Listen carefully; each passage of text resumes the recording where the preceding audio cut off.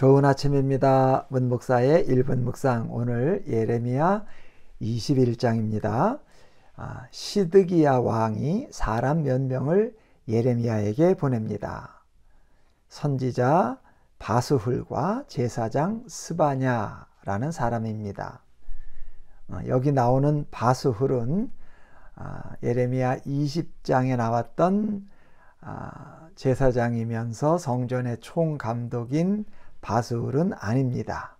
20장의 바스훌은 임멜의 아들 제사장 바스훌이고 21장의 바스훌은 말기야의 아들 선지자 바스훌입니다. 시드기야 왕의 어명을 가지고 예레미야를 찾아온 선지자 바스훌과 제사장 스바냐는 말하자면 정치계와 종교계의 대표자 같은 사람들입니다.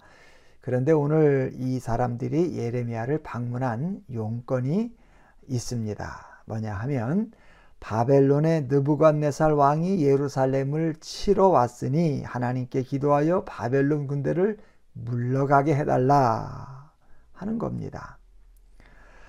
그동안 예레미야는 바벨론의 침공은 하나님의 심판의 손길이기 때문에 이 현실을 받아들여야 한다 하고 수도 없이 외쳤습니다. 그럴 때마다 왕들과 귀족들, 종교 지도자들은 그야말로 길길이 날뛰면서 예레미야에게 핍박을 가했습니다.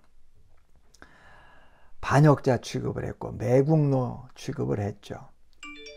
그러다가 이제 예레미야의 예언이 구체적인 현실이 되니까 마음이 급해집니다. 그리고 겁도 납니다. 조급해지고 겁이 나면서 동시에 평소에 예레미야가 유다의 멸망에 대해서 경고하고 다녔던 것을 생각하면서 혹시 하나님께서 뭔가 은혜를 베풀지 않을까 하는 기대를 가지고 예레미야를 찾아온 겁니다. 너는 하나님께 기도하여 바벨론 군대를 물러가게 해달라. 이 말은 부탁인가요? 명령인가요? 시드기야 왕이 이런 식으로 사람을 보내서 예레미야에게 기도 요청을 한다는 것은 정말 염치 없는 짓이고 이것은 정말 말이 되지 않는 일입니다. 시드기야는 평상시에는 예레미야를 핍박하면서 자기 주변의 거짓 선지자들에게 정권을 지지하는 예언을 하도록 강요한 사람입니다. 미안해서라도 예레미야에게 도움을 청할 수가 없는 사람입니다. 그럼에도 불구하고 예레미야에게 이렇게 SOS를 쳤다는 것은 그만큼 지금 상황이 다급한 겁니다. 시드기야는 21살의 왕이 돼서 11년을 통치하고 나라가 망합니다. 11년 통치 중 마지막 2년은 바벨론 군대에게 포위된 상태로 보내니까 지금 예레미야에게 기도 요청을 하는 이때는 나라가 거의 기울었을 때입니다. 이 기도 요청에 대한 또는 이 구원 요청에 대한 예레미야의 답은 어떤 것이었나요?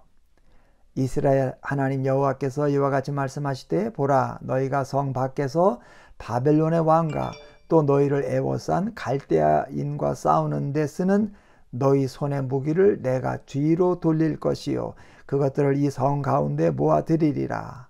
내가 든 손과 강한 팔 곧 진노와 분노와 대노로 친히 너희를 칠 것이며 내가 또 사람이나 짐승이나 이 성에 있는 것을 다 치리니 그들이 큰 전염병에 죽으리라 하셨다 하라.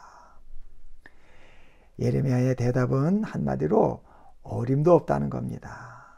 예레미야의 말이 아니라 하나님께서 그렇게 말씀하시는 겁니다.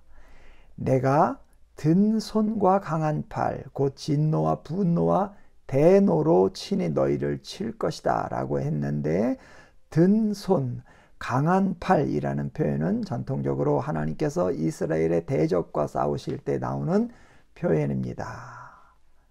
지금까지 하나님의 든 손과 강한 팔을 상대로 이긴 대적이 없습니다. 애굽, 아수르, 모압, 암몬 모두가 하나님의 든 손과 강한 팔 앞에 무너졌습니다. 그런데 이번에는 하나님께서 그 든 손과 강한 팔을 이스라엘을 상대로 펴시겠다는 겁니다.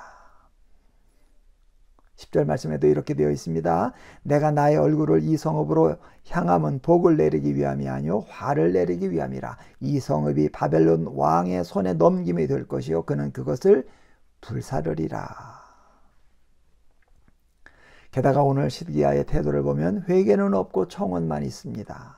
더더욱 안 될 일입니다. 하나님은 급할 때 찾아가서 내가 힘드니 좀 도와주시오. 나 죽겠으니 좀 살려주시오. 비벼대는 알라딘의 마술램프가 아닙니다. 사망과 생명의 길, 복과 저주의 길은 이미 오래전에 우리에게 주어져 있습니다. 복과 생명의 삶을 살기 위해서는 평상시에 잘해야 됩니다. 별것 아닌 것 같은 평범한 매일의 일상이 사실은 우리의 생과 사, 화와 복을 가르는 바로미터 같은 것입니다. 생명의 길은 죽게 생겼을 때 남이 대신해주는 반짝 기도가 아니라 평상시의 삶 가운데서 정의와 공평과 평화를 이루는 꾸준 일상 가운데 있다 하는 것을 잊어서는 안 되겠습니다.